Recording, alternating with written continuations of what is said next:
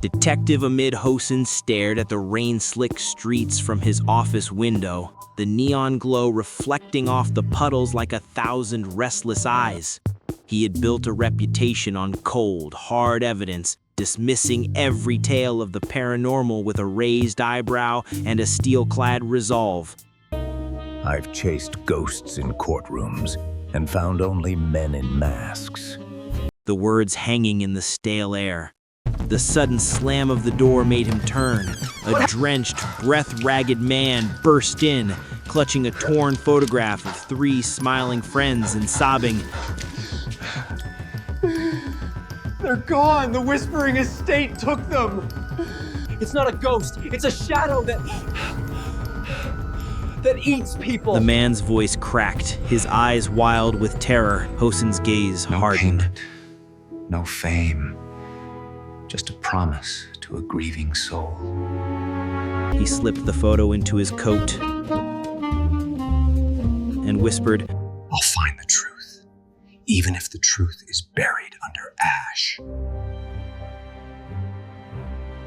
In a dim, wood smoke-filled tavern, Hoson took a seat at the far end, the bartender sliding him a glass of amber liquid without a word. An elderly woman perched on the stool beside him, her knuckles white around a chipped mug, leaned in and, voice trembling, described how a black silhouette had detached from a man and floated away. How screams echoed through the estate's walls, and how the air always smelled of metal and lime. They say the house belongs to the devil, but I say it belongs to a killer. Hoson replied. The shadow is just a shadow of guilt. His eyes never leaving hers, while the bartender gave a curt nod as if warning that some doors were better left unopened.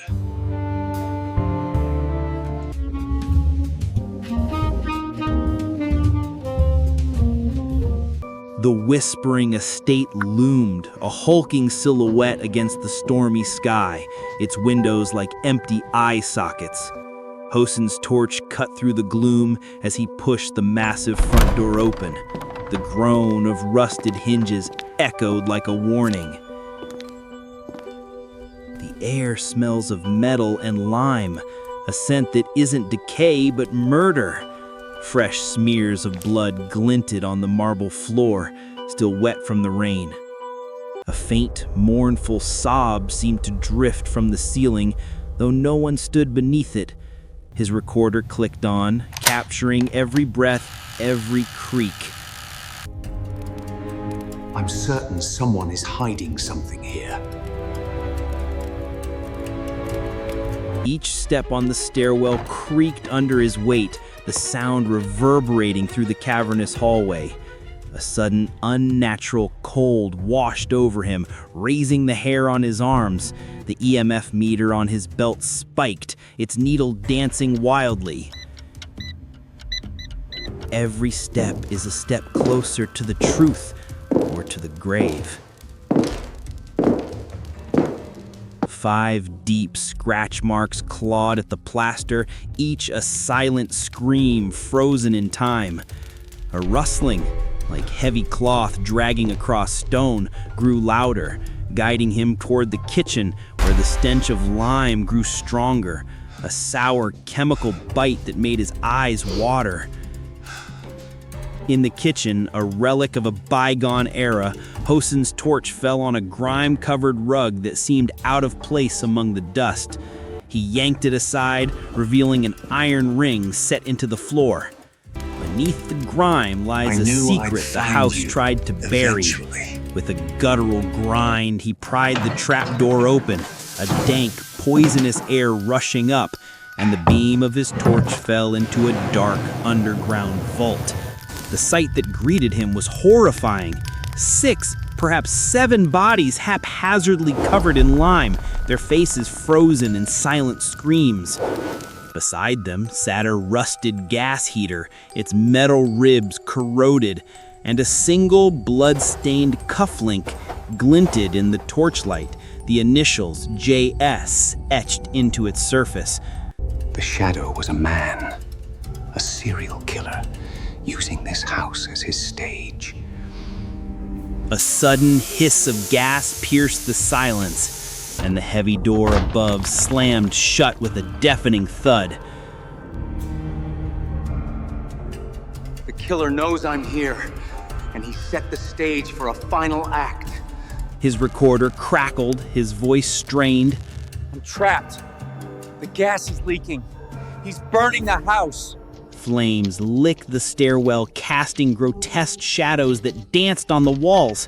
He lunged forward, grabbing the nearest bodies, dragging them toward the faint slimmer of light that hinted at an exit. The heat seared his back as he fought against the choking fumes, his muscles screaming in protest. If I can get these two out, the evidence dies with me, not with them.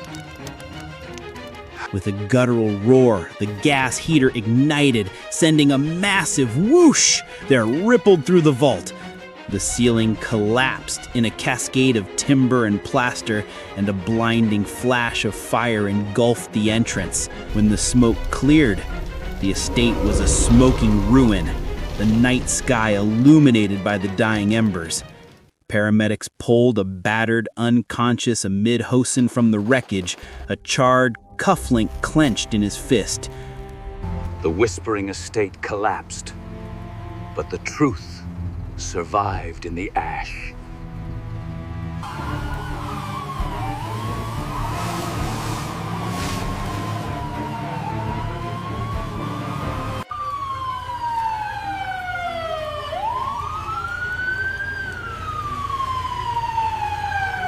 Hoson, how you find me?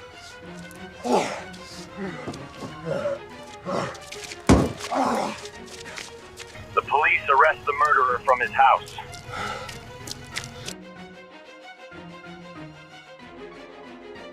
In the police station, detectives huddled around a news ticker flashing the headline, "Serial Killer Captured, Whispering Estate Fire Reveals 6 Bodies."